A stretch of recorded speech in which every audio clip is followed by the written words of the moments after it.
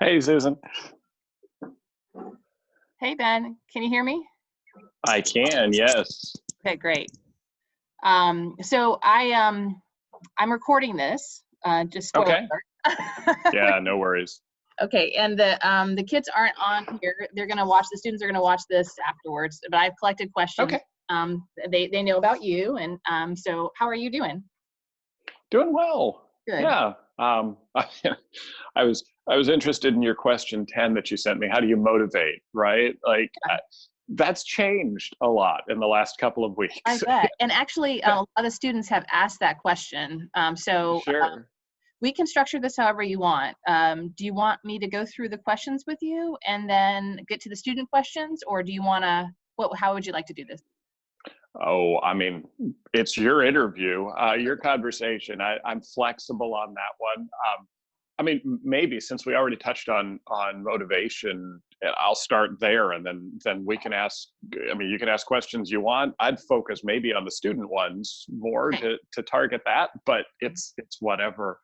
On motivation, I've been thinking back to the fact that I was homeschooled growing up, first through 12th grade, and so in some ways I'm very familiar with sitting at home in my bedroom, working, doing this sort of thing, right? Okay. Like it's this old pattern that I've kind of set aside and forgotten, but it's like riding a bicycle. You never completely forget, right? And it emerges and comes out. So props to homeschoolers, and lots of people are now kind of wading into that and experiencing the fun of learning at home on that one. Beyond that, as I interact with people, obviously that's changed an awful lot. We're doing a lot more chatting than I used to online. We use Teams an awful lot, but Teams or Zoom or WebEx, I mean, whatever works in that platform, in that space. Doing a lot more video chatting, just like this, right? Mm-hmm.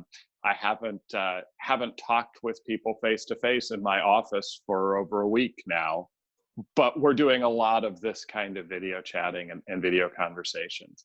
And I'm doing a lot of, and I've counseled my folks to do a lot of listening and exercise, not just the IQ, the intellectual intelligence, but the EQ, the emotional intelligence in this.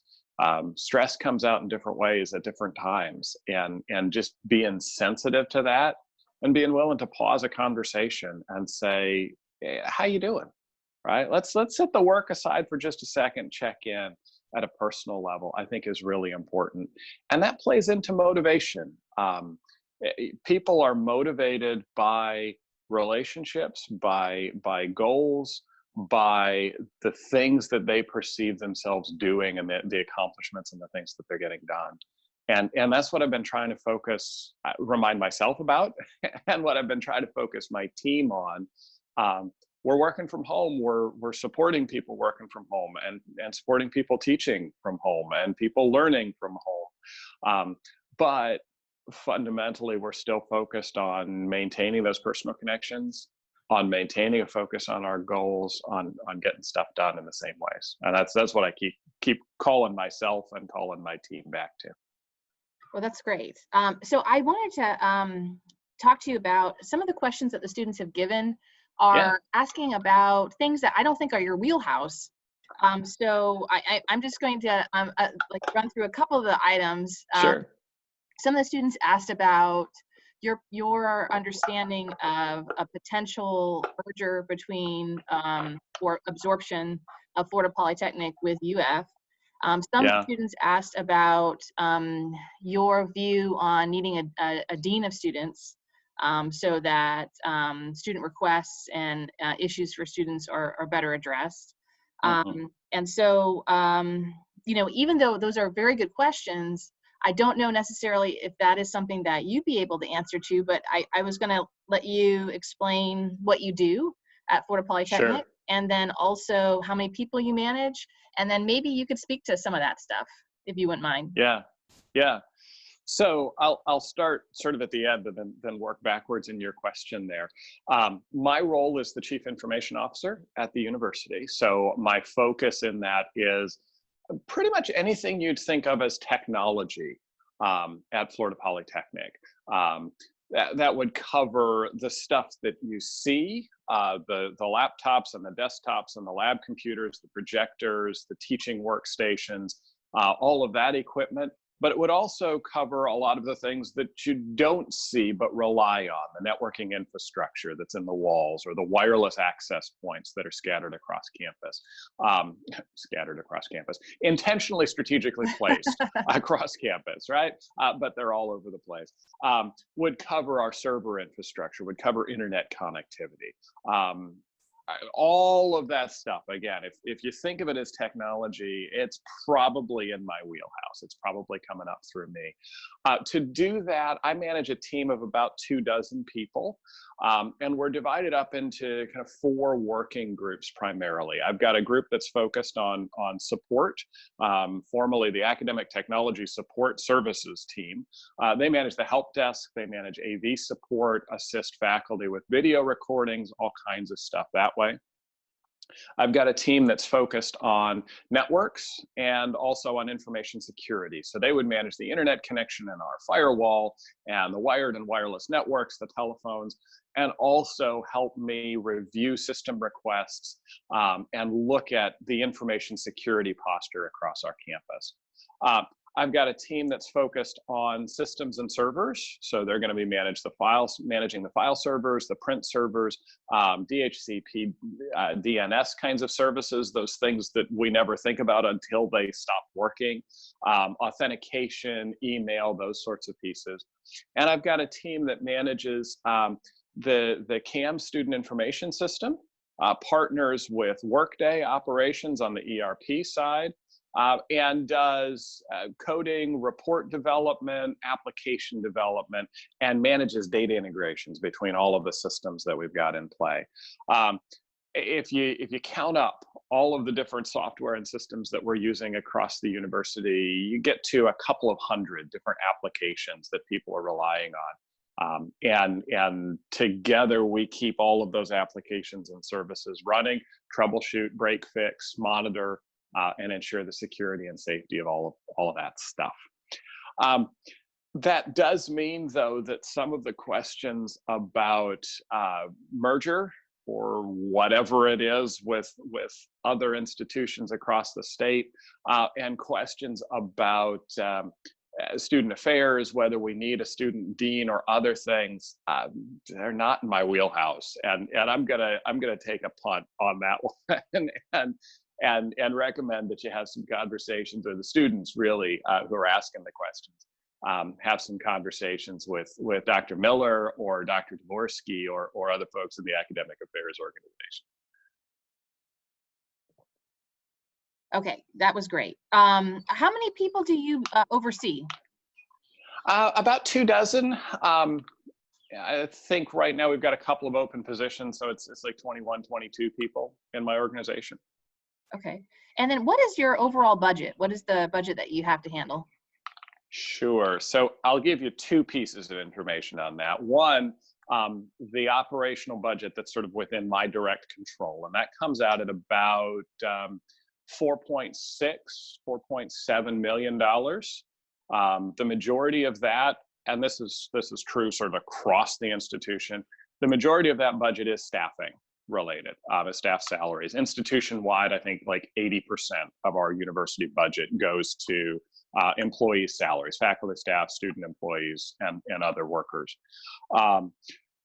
So most of that would be staff salaries. In my case, outside of my organization, there is IT spend that I monitor just as part of my function in keeping an eye on IT spending across the institution, recommending ways to save money for folks, recommending efficiencies and other things.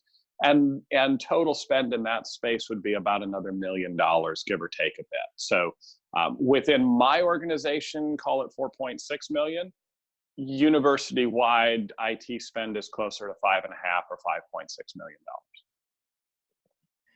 million. So how many years have you been in a management role overall? And could you explain, I'd let them know a little bit about your, before this position, what you have done. Yeah.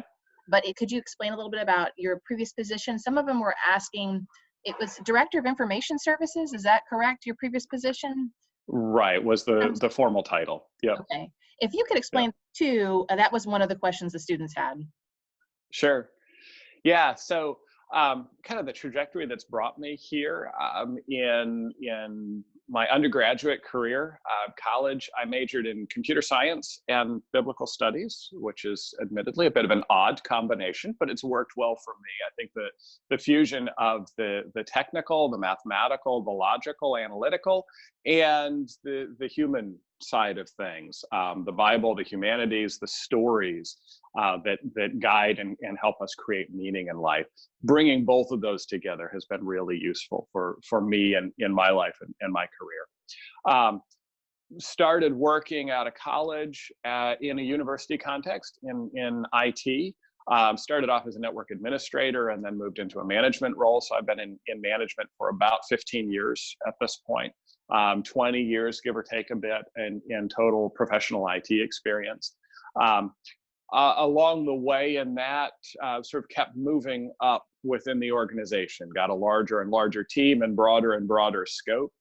Along the way, I took my MBA, got that as a night program. So I was working full time and then taking grad classes, evenings and weekends kind of thing.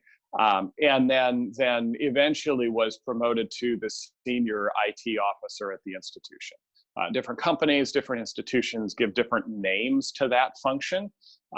In my previous role, I was the director of information systems. In my current role, I'm the chief information officer.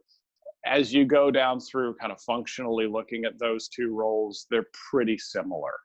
In both cases, I've been the senior IT officer at the institution, been the person that's sort of ultimately responsible for all of that technology envelope at the university, been responsible for working with the president, working with cabinet, working with other senior leaders to make sure that the university's technology needs are being met, and that they're being met in a way that's effective, that's sustainable, that's secure.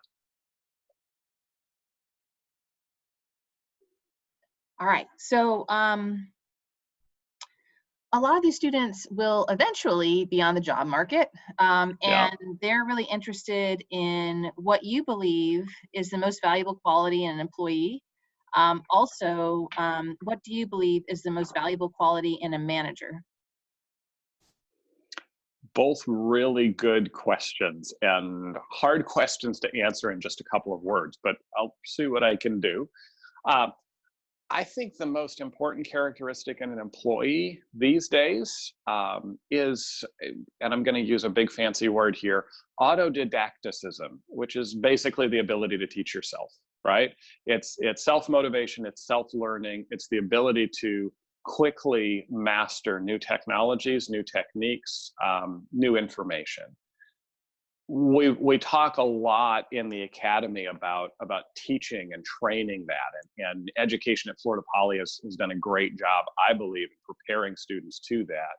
But ultimately, then folks graduate, right? And as students are moving out into the job market, that's the biggest thing I look for in job interviews. Can you demonstrate to me? Can you tell me how you've taught yourself specific things as a job candidate?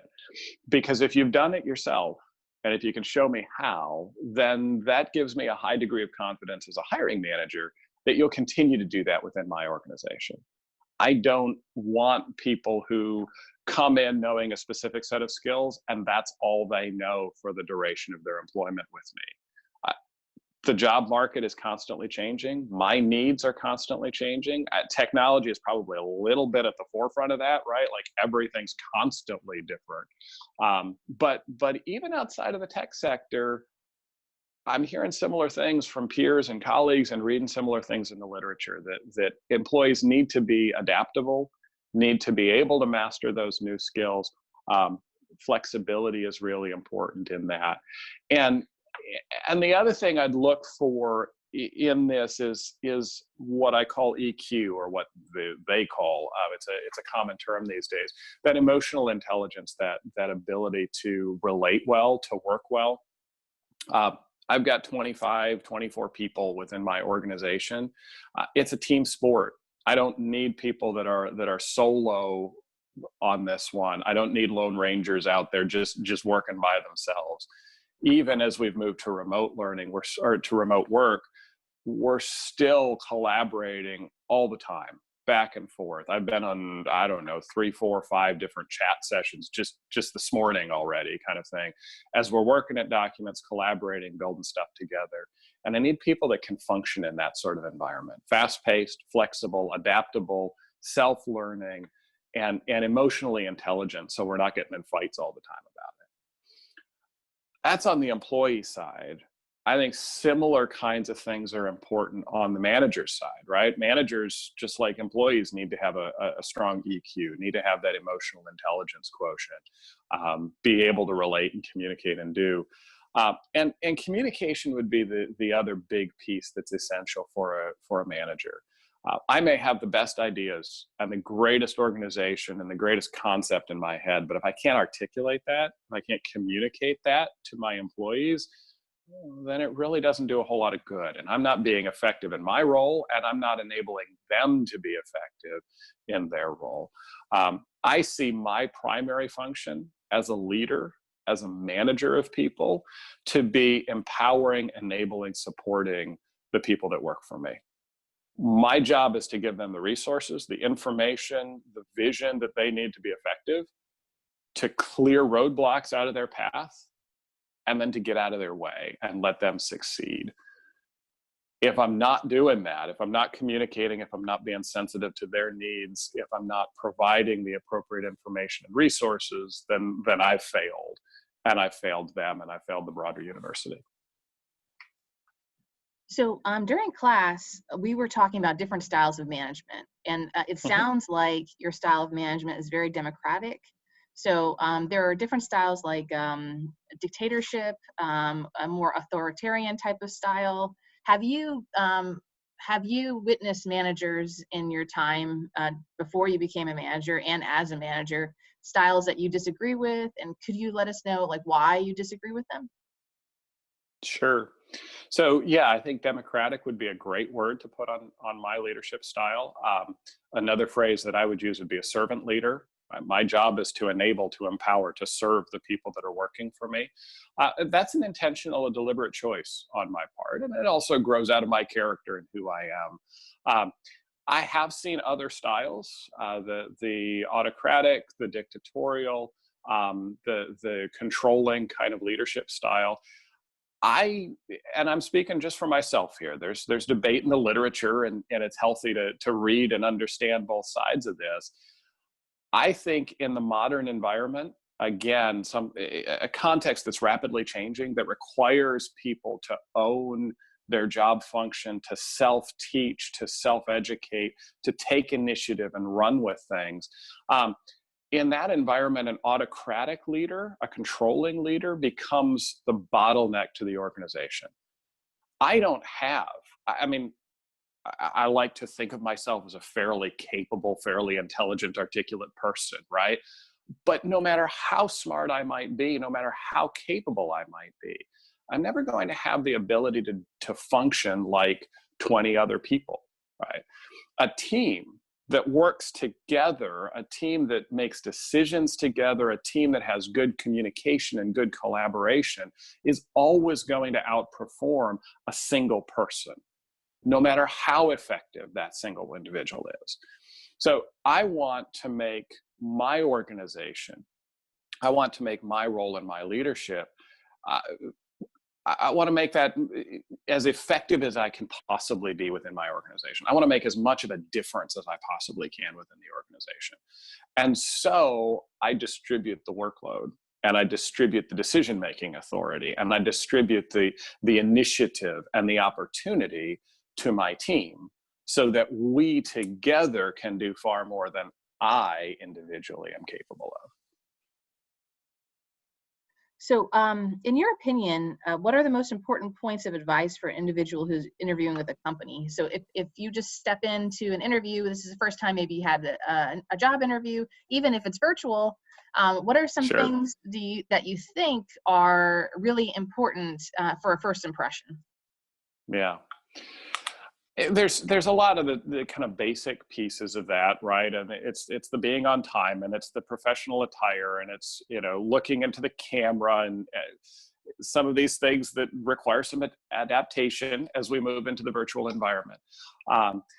Beyond that, well, I'll start with a really basic one, but I've seen people screw it up. Don't lie, right? Be honest. It's tempting, you're nervous, I've been there, right? And you exaggerate just a little bit, you get caught up in it. We'll figure it out as hiring managers, and it doesn't work in the long run. Um, and the other big piece of advice I'd say is show, not tell, right? Don't tell me you know how to write SQL statements. Show me that you know how to write SQL statements. Don't tell me that you're a qualified full stack developer in ASP.NET. Show me that you've written applications in that framework. Don't tell me that you know how to manage projects. Show me, talk me through projects that you've managed. At the end of the day, every manager hires people to perform specific functions for the organization. And the purpose of an interview, the purpose of resumes, the purpose of all of this stuff that we make people go through in the hiring process is to give us insight into how you as the candidate will be able to perform the job that I need done. And education is important in that, right? And I look for that. And experience is important in that, and I look for that. And your ability to communicate and relate with me, even in the kind of artificial and time-limited context of an interview, is important, and I look for that. But ultimately, I'm looking at all of those pieces to try to assess how much value you'll bring to my organization. And by showing me what you've done, that gives me confidence that you'll be able to do the same sorts of things for me. Okay, great answer. I have a question about portfolios. When you interview, has anyone provided you with a portfolio? You're talking about showing. So Yeah. I know that's a trend, and I didn't know if that's something that you've seen or if you would encourage. Yeah, no, great question. It's not something that I've seen as a kind of formal thing. Like I've not hired a developer, say an application developer, and they walk in and say, here's my portfolio. But it is something that I've regularly invited people, candidates, to submit actual work products, right? So which is what a portfolio does. So I've kind of done it informally. But, you know, again, if I'm hiring a developer, I'll ask them to provide us with applications that they've written or code samples that they've developed. The other thing that I'll do, and it's kind of related to portfolio work a bit, if I can, in an interview session, and it's usually the second round of interviews, I'll actually create real world scenarios and ask people to step down through it. So when we hired a project manager a year and a half ago, the second round interview was actually a real project that we were looking to initiate. And I sat the candidates down in the interview room and I said, you've got an hour with key stakeholders, talk us through the process of writing a project charter. Right. And it was incredibly revealing. The folks that knew how to do that got a smile on their face and dove in and proceeded to do a fantastic job. And the folks that didn't, that hadn't had the experience, that weren't able to show it, and then it was a little bit more of a struggle for the next hour of conversation. But to the extent that whether it's a portfolio in a formal sense, or whether it's, you know, samples of work in a less structured way, or whether it's an interview context that allows you to really demonstrate that in the moment, it's that show not tell piece that is really valuable to me as a hiring manager. Okay. So as a manager, since you have all this experience with these employees and this years of knowledge, Can you recall a time in your work experience where you encountered a difficult employee?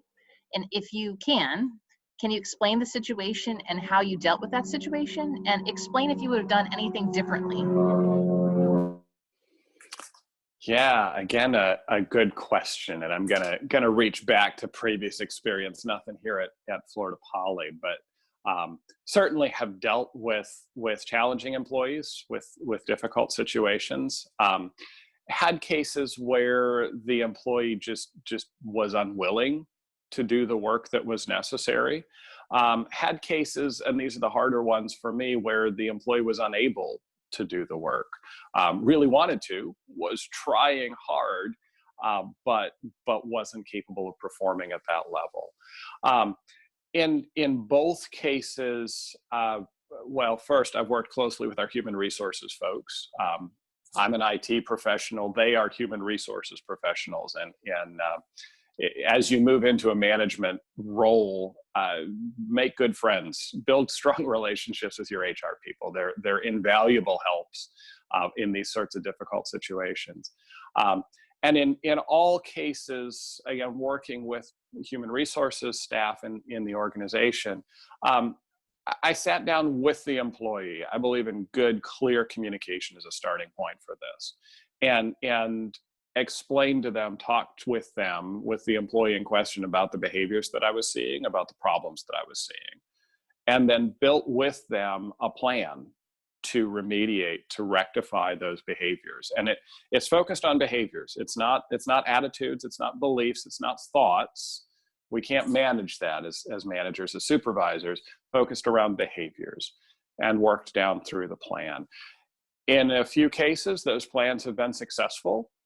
And we have seen change in behavior, and those are great. That's encouraging and uplifting as a manager, and it's encouraging and delightful to see people really succeed and embrace the change that's necessary. In a few cases, those don't succeed. And then, unfortunately, we move to termination, and we try to make that as fair and as equitable as we can. But the reality is that not everybody is a good fit for every position, and not everybody is a good fit for every organization. And sometimes the best answer, and in the long run, the kindest answer, is to name that and to invite people to look for another opportunity somewhere else. All right. So I also talk about in class conflict resolution, and trying to do a good job as a manager with conflict resolution. Along the same lines as the question just before, do you have any experience with the learning curve for yourself with conflict resolution? Or, you're talking about working with HR, which is really important, and they can obviously help you if you're at an organization that has that type of department with you. But if you do have any advice with that, have you had any experience with that? Sure. Yeah, and there has been, I think, as with anything, right? We get better with practice. So I'd like to think at least I'm a better manager today than I was 20 years ago.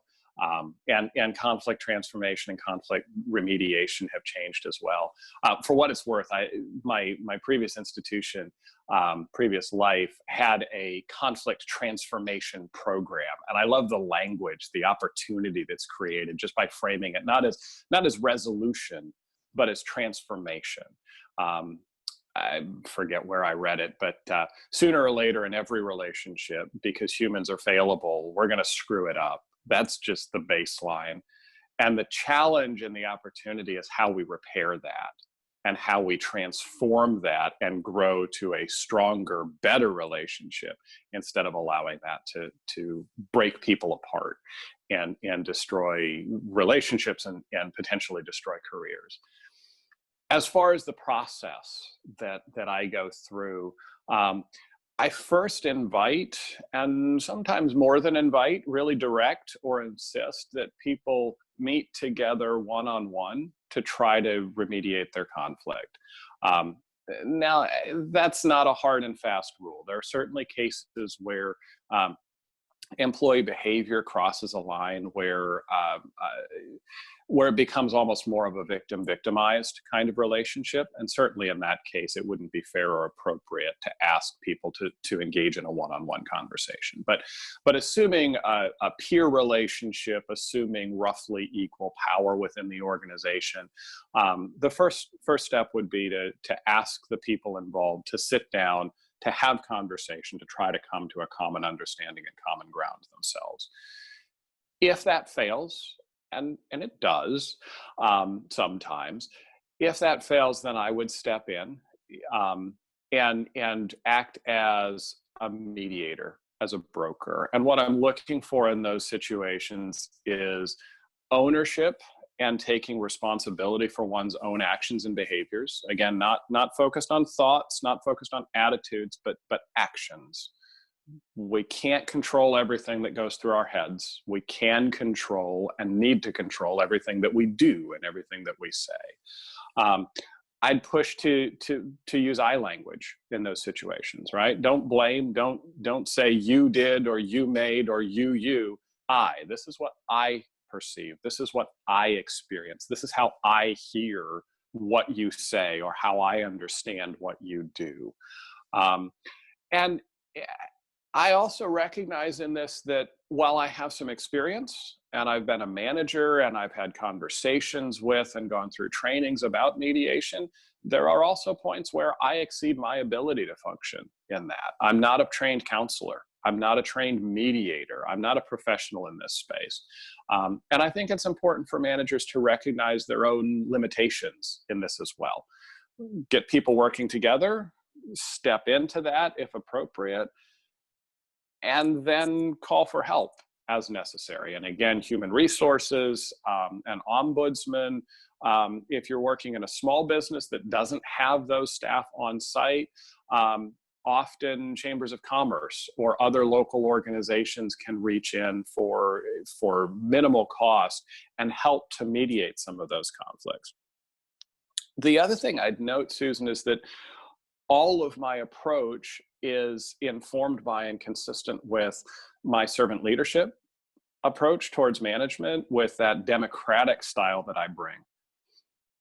Were I a more autocratic leader, some of this stuff, at least in the short run, would be potentially easier, right? I would simply step in, make a decision, and get rid of one person. Problem solved.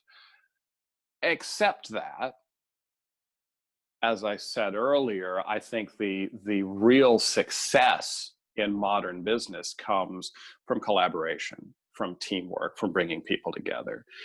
And because of that, I've invested in the relationships within my team, between team members within my organization, and I invest in repairing, in transforming those relationships instead of simply assigning blame and getting the offender, in my view, out of the picture. Okay, I wanted to ask you as well about, you also have an MBA, right? Is that correct? I do, yep. So you talked about the budget that you have to handle and that you have this expertise in computer science. But explain a little bit about, do you believe that if you want to become a manager, that this is something that you should pursue? Is an MBA something on top of a technical degree, something that you think students should think about if they want to become managers?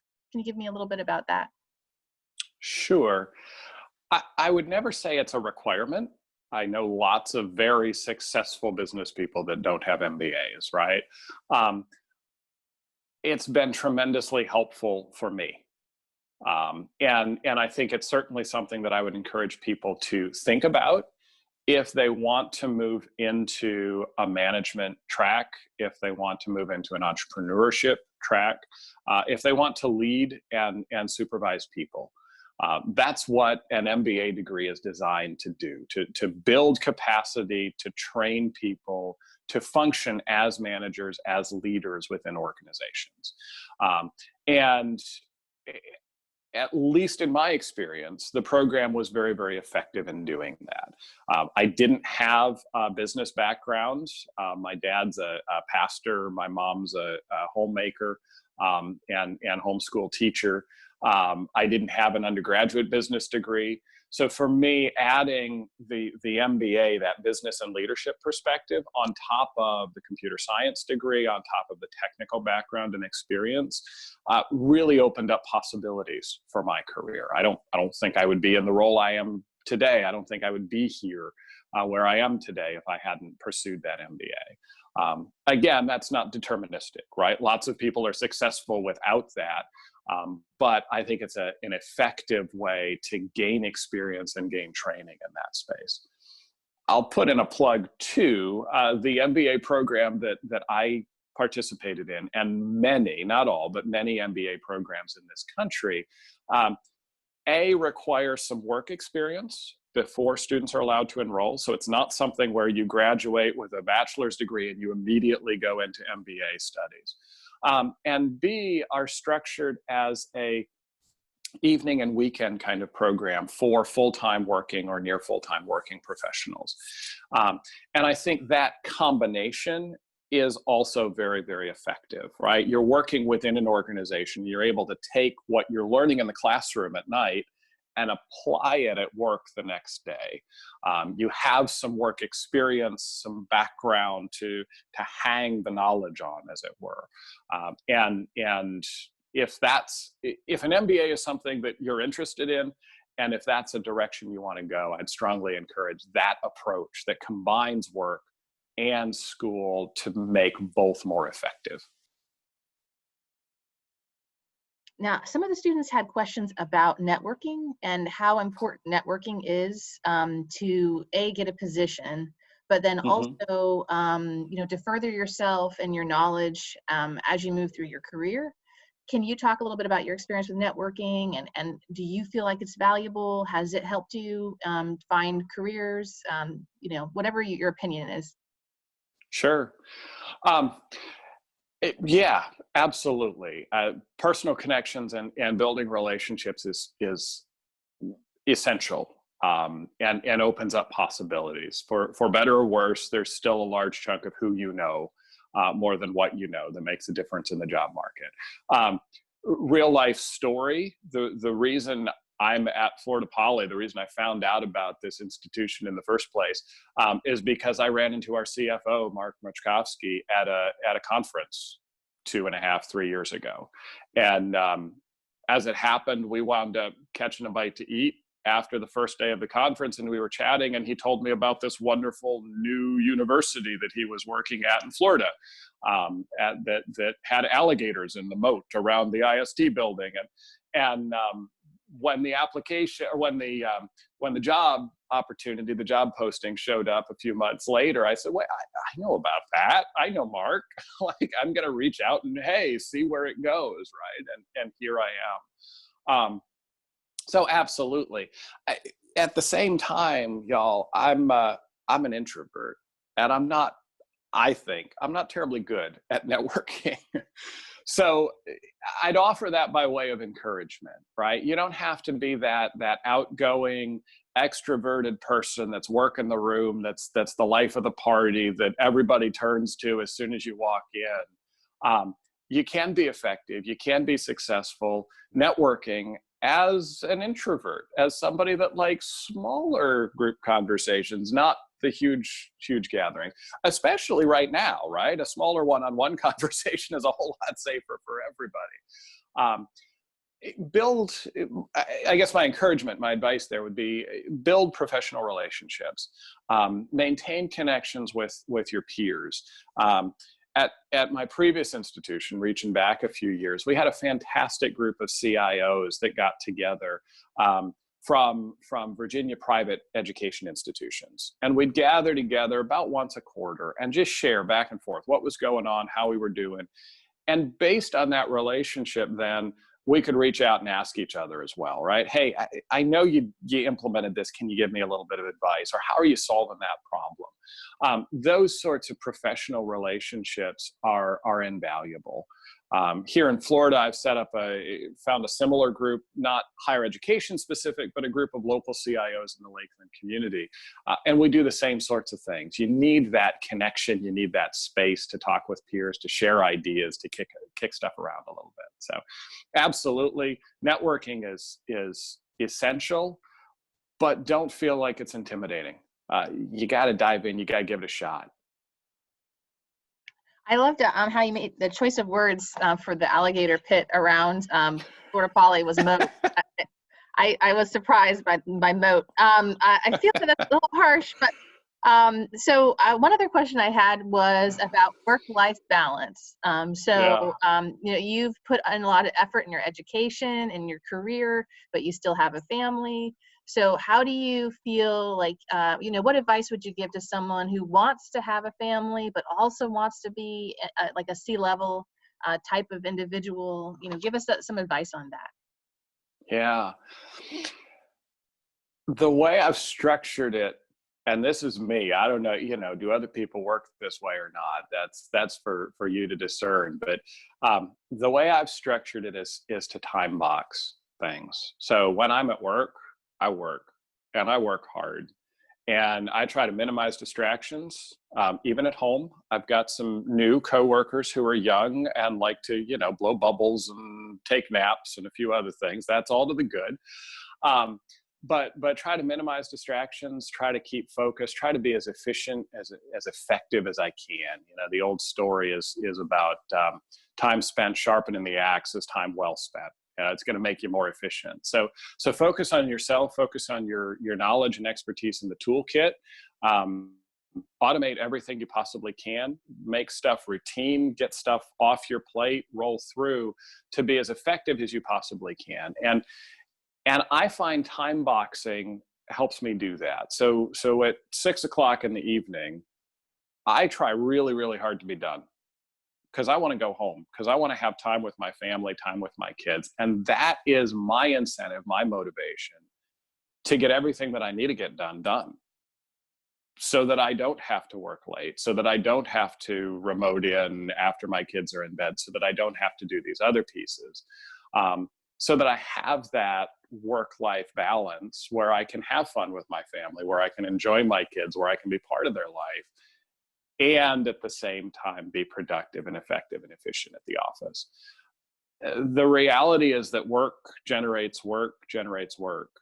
And at some point you've got to draw a line, and you've got to say, I'm going to do this, and I'm going to keep work at work.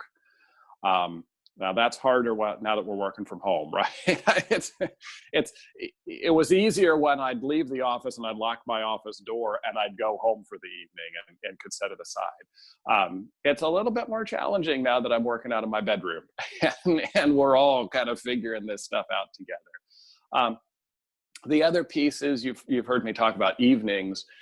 For better or worse, mornings, I tend to get up in the morning and I'm kind of focused on work, and I'm not the most attentive over breakfast kind of thing. And my family has sort of figured that out and worked with it. But I really do try to disconnect evenings and weekends to have time for them and prioritize that. Well, that's awesome. I wanted to ask you a few more student questions, but I can't remember everything. So I was going to go ahead and open that. I might lose you for a second. Oh, do. Yeah, not a problem. Okay. I'll be here. Okay. Well, I don't know if can you not see me, or can you still see me? No, I can still see you. Oh, okay, good. Okay.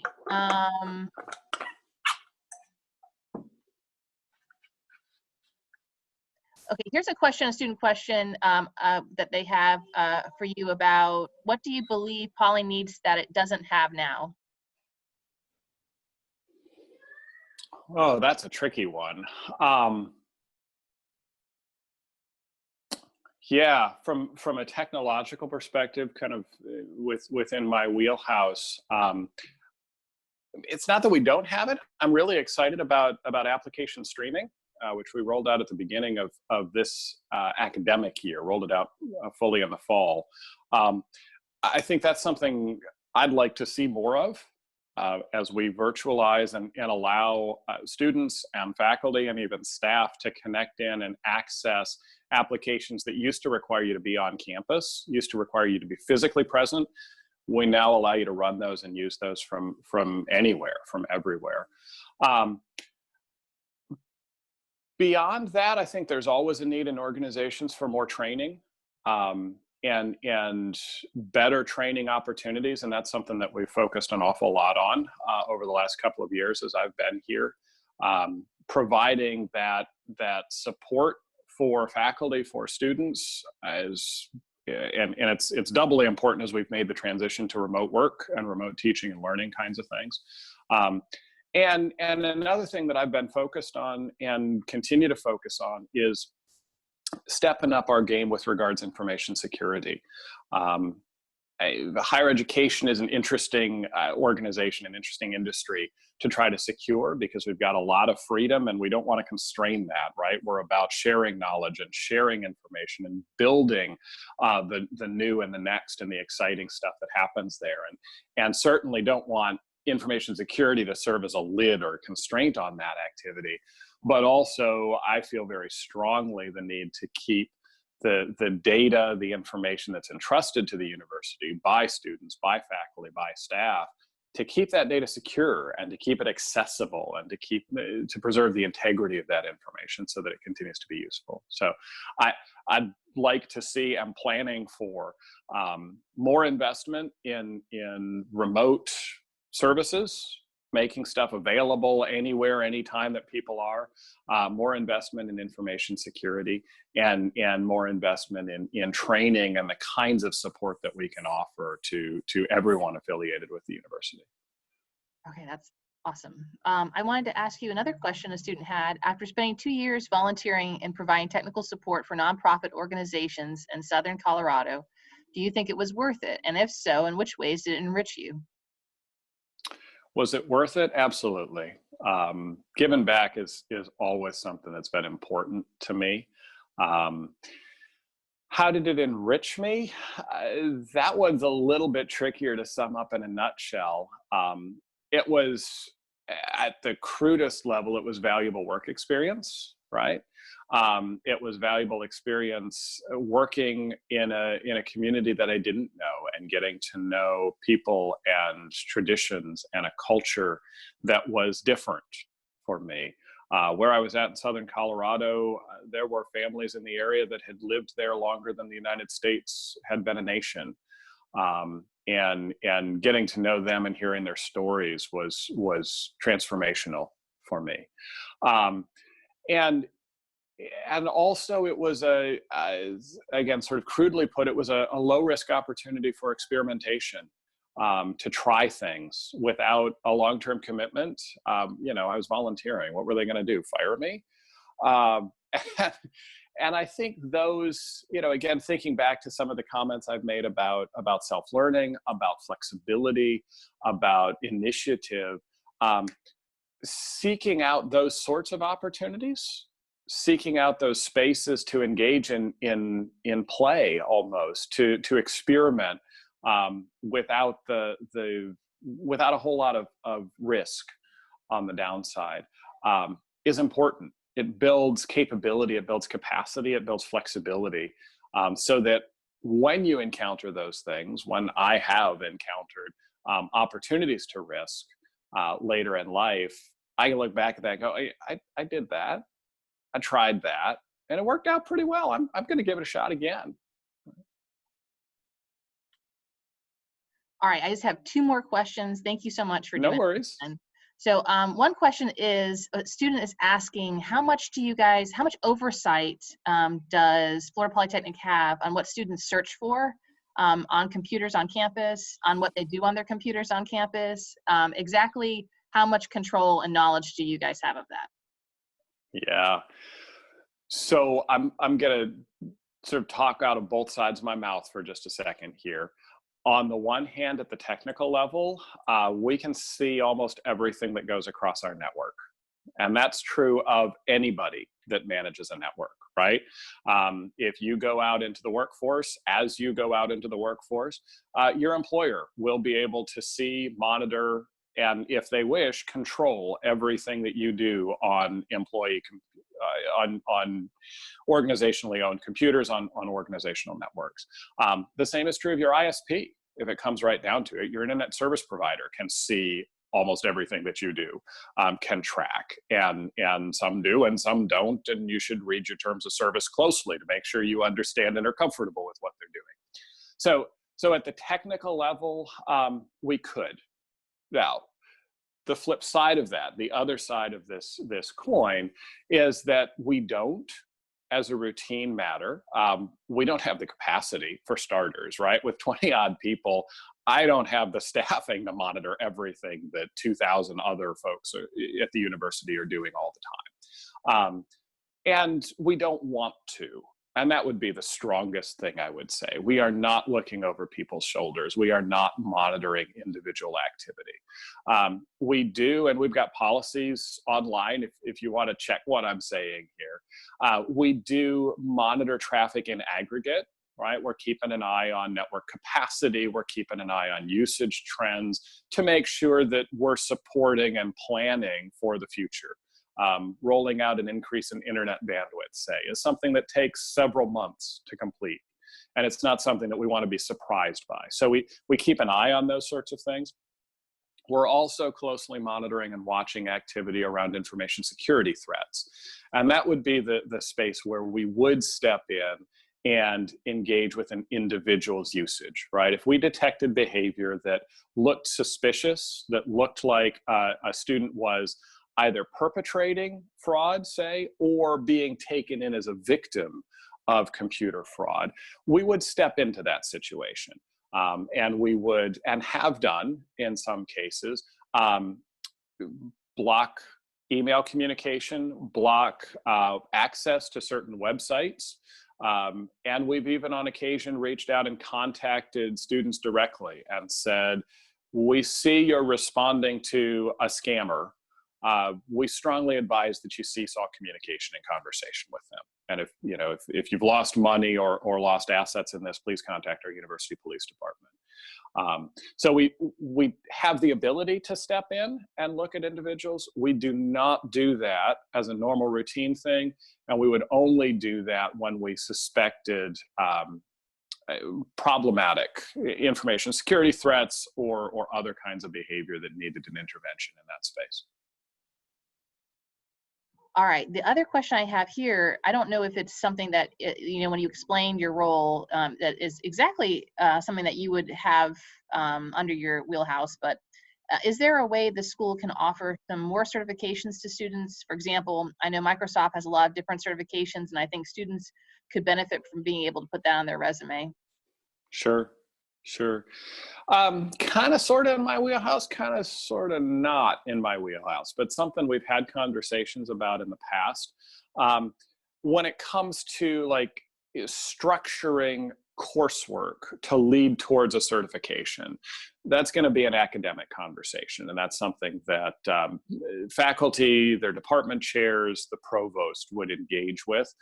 That's not something that I have control over. When it comes to the certification exams themselves and providing more opportunities for that, or potentially even providing support, financial support for students that want to take the certification exams, because there is cost usually associated with that. There has been conversation both at the SGA level and also at the level of the Student Technology Fee Committee about finding some creative ways to offer some money around that. To my knowledge at this point, no specific plans or specific initiatives have been started. But I would encourage students who are interested in that to talk with your SGA senators, talk with your SGA contacts, and encourage them. 2 SGA representatives sit on the Student Technology Fee Committee every year. Encourage those representatives to bring ideas or bring requests about supporting certification exams, to bring those requests to the Technology Fee Committee. All right, since I have just a little more time, I'm going to ask you one more. Yeah. And it's about student lab access. So one of the main selling points is a student. One of the main selling points during Hmm. the tours here at Florida Poly is our labs and how open they are to students. However, it seems that there is some difficulty accessing these labs as freely as indicated during the tours. And I don't know if she means specifically the computer labs, but do you foresee any Yeah. changes in the operation of the labs to make it more accessible to students? What is the accessibility of the computer labs on campus right now? Well, so there's right now in the course of a normal semester, and there's right now in April of 2020. Um, right now, April of 2020. Right now, students are blocked from the IST building. And so students don't have access to the computing labs, the computing classrooms within the IST. Exceptions are made on a case-by-case basis. I think Dr. Miller has communicated with students about the specifics of that. And we did, before we imposed access restrictions on the IST, my staff, facilities, a few others worked to move, I think the number was about 25 in the end, lab computers into the first floor of, what is it, the space that's usually called ASC East. So for students that are on campus, we have that. We've also provided some loaner computers to students who didn't have access to those computing resources at home.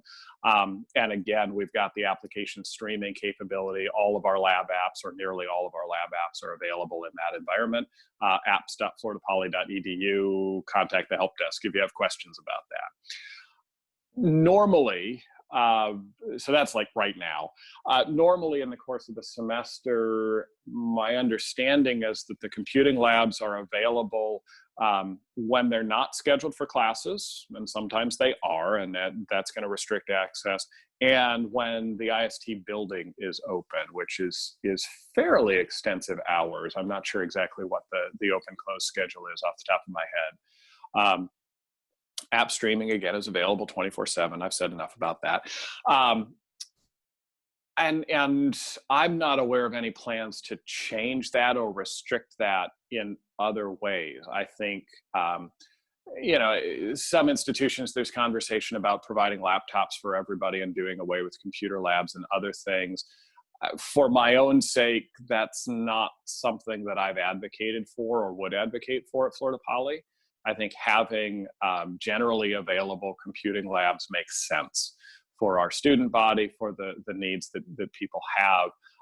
And we're looking to preserve that capacity from an IT perspective, and to adjust that as needed. I mean, if demand would increase, we would increase the number of devices to support that as well. Thank you so much for Of meeting with me course. and doing this. I really appreciate it. I think the only other thing I wanted to ask you is, we talk about being assertive and confident with your abilities and projecting that. And that's something Mhm. that I think over time, in experience, you get better at it. But I did have a couple students ask how you display confidence. How do you display your competency and have confidence in your competency? What do you think, in your mind, helps someone be more comfortable with what they can do and to display that to other people? Yeah, I I think it starts with being able to tell your story and being able to talk about what you've done. Um, not what you might do or could do or have thought about doing, but what you've done. Hard, really hard to argue with somebody's past experience, right? Like, it is what it is, and you can speak that with confidence and authority because it's your experience, right? It is things that you have accomplished, and you can demonstrate that and prove that. And the other piece is exactly what you said. It improves with practice, right? So don't go out and be that person that's always talking about the things that they did all the time and nobody else can get a word in edgewise. But to the extent that you can, in coursework or in other conversations, in volunteer opportunities elsewhere, practice telling your story concisely, briefly, but it gives people a sense of who you are, of what you've done, of what you can bring to an organization or to a group. and helps them get to know you a little bit better along the way. So it serves as a relationship and as a personal advocacy kind of thing. Thank you so much, Ben. I really appreciate it. I know you've got lots Of to course. do. And I want to just say, I hope you and your family stay safe and healthy. Thank you. And I can't wait till this is likewise. done, right? Yeah, no, I think we're all getting a little stir crazy at home at this point. But yeah, stay safe. And to the students that watch this, I hope you and your families are safe and well also. Thanks very much, Ben. Thank you. Sure thing. Bye. Bye-bye.